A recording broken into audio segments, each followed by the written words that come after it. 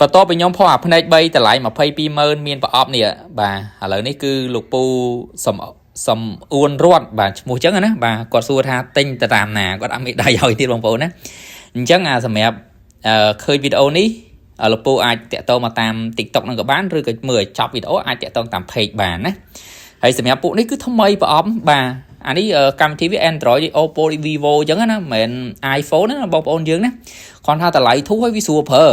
ណាបាទកាមេរ៉ាអីច្បាស់ SIM 2បាទដាក់បាន SIM 2ប្រភេទ SIM ចាក់ក្នុងពេលតែមួយទៀតបាទវាល្អប្រើអាពួកនេះហើយខ្ញុំដាច់ stock មករយៈធំហើយបងប្អូនយើងក៏តាមសួររហូត AO55 Pro នេះទិញតាមណាហើយធានាល្មិចធានាបងប្អូនយកទៅអាវ៉ាន់ថ្មីប្រអប់អញ្ចឹងខ្ញុំ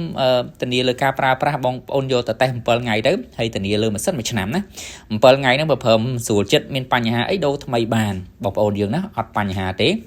ហើយអាម៉ូតនេះគឺខ្ញុំយកមិនបានច្រើនទេធំតា30-40គ្រឿងទេបងប្អូនបាទដោយសារតែអីមិនថាយកមកតិចអីទេវាអស់ប៉ុណ្្នឹងណាបាទហើយអ្នកដែលគាត់ចង់បោះដុំអីអាចបោះដុំមកខ្ញុំបានអ្នកដែលគាត់ចង់ទិញរាយអីតាក់ទងមកខ្ញុំបានបងប្អូនណាបាទអត់បញ្ហាទេហើយគុណភាពការធានាខ្ញុំតែងតែនិយាយជារឿយៗនៅក្នុងវីដេអូនេះខ្ញុំតែងតែមានជូនបងប្អូនហើយ RAM 8G 256ណាបាទអែមមែនតើបងប្អូនណាបាទហើយ page របស់ខ្ញុំនេះចុងវីដេអូនេះលោកពូរ៉ាត់ហ្នឹងហើយបងប្អូនអាចតាក់ទងមកបានដូចគ្នាណាអរគុណ